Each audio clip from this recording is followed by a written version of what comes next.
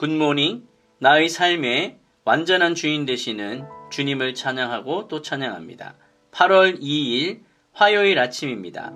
오늘의 말씀은 레위기 18장 19절에서 30절까지 말씀입니다.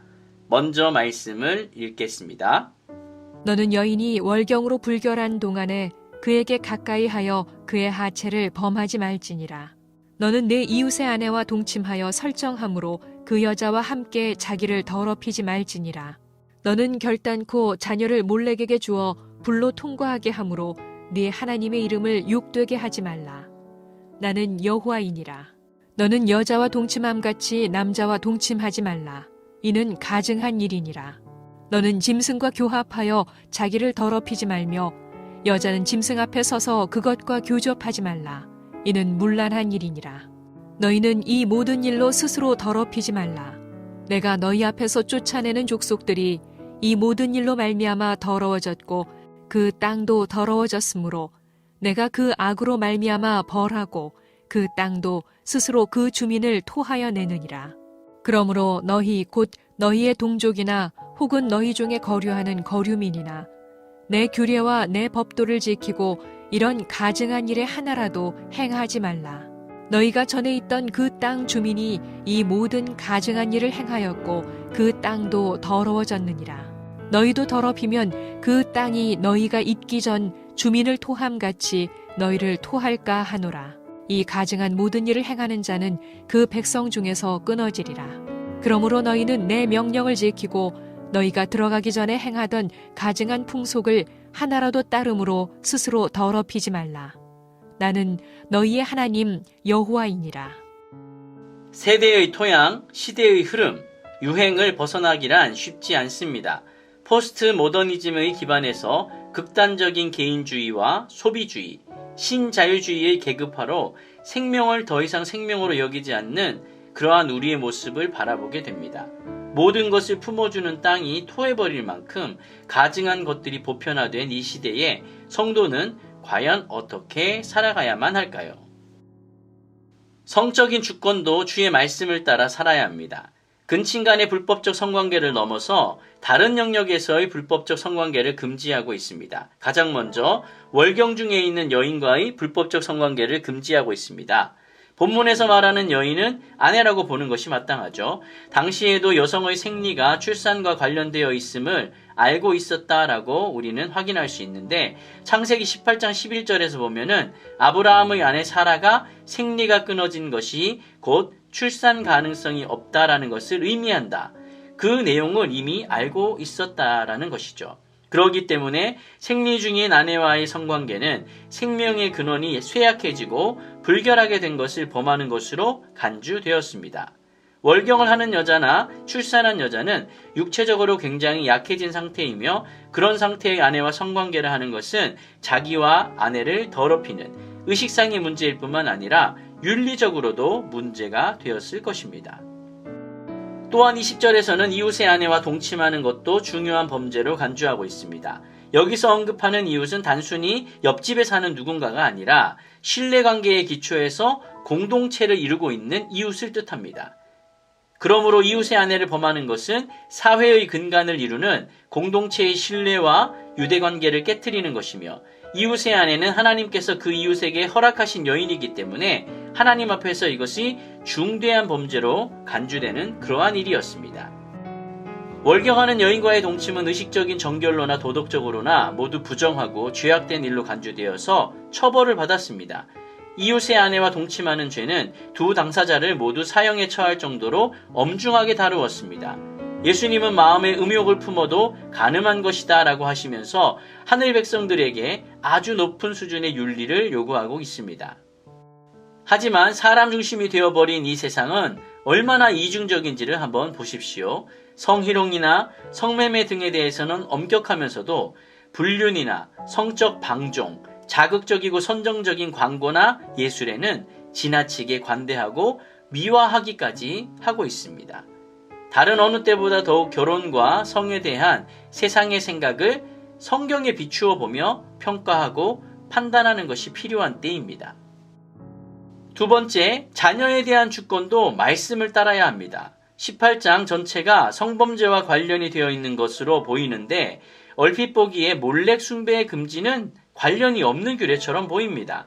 그러나 몰렉 숭배는 몰렉에게 자녀를 바치는 문제와 관련이 되어 있었기 때문에 서로 연결이 됩니다. 하나님께서 허락하신 생명인 자녀를 몰렉에게 산채로 바치는 것은 결코 용납할 수 없는 일입니다. 본문은 자녀를 몰렉에게 주어 불로 통과하게 한다라고 말합니다.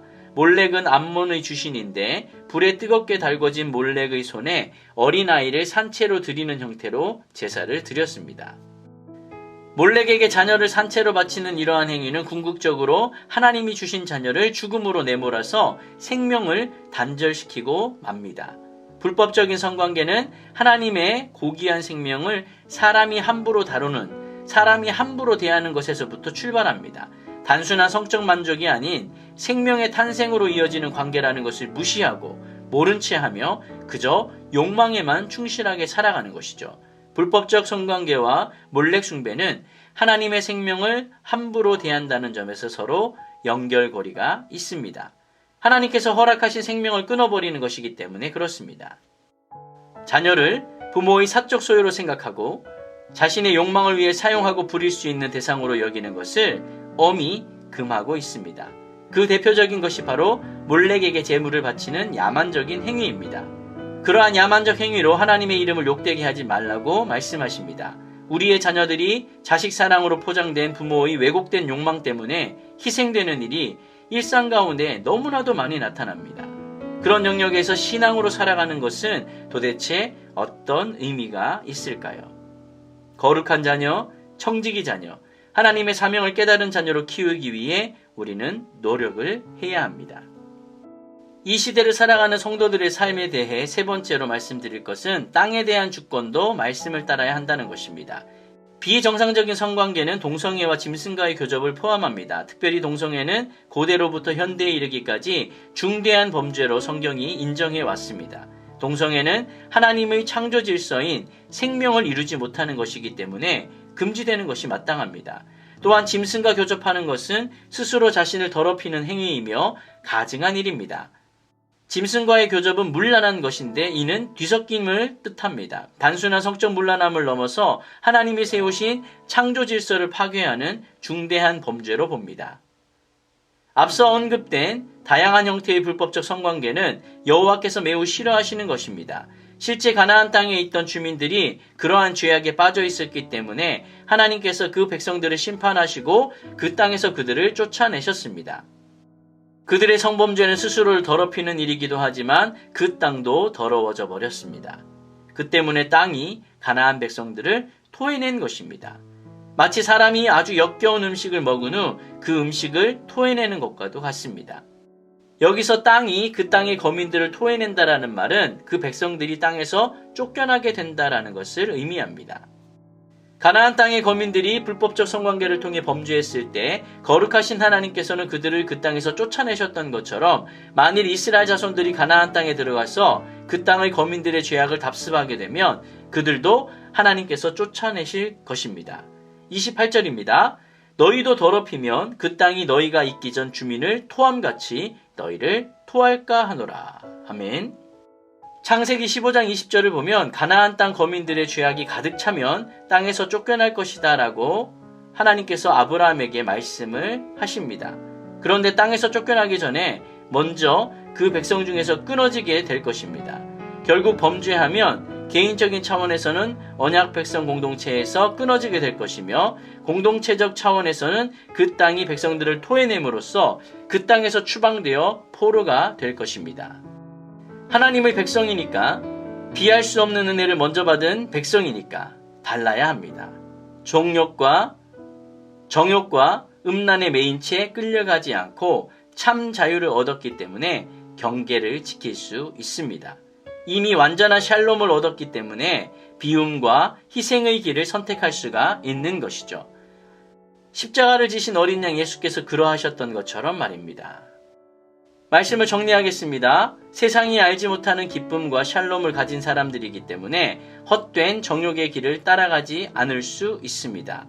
허망한 욕정과 풍속을 쫓아 하루살이처럼 살아가는 시대를 거슬러 하나님을 사랑하기에 꼭 지켜야 할 말씀을 붙들고 살아가야 합니다.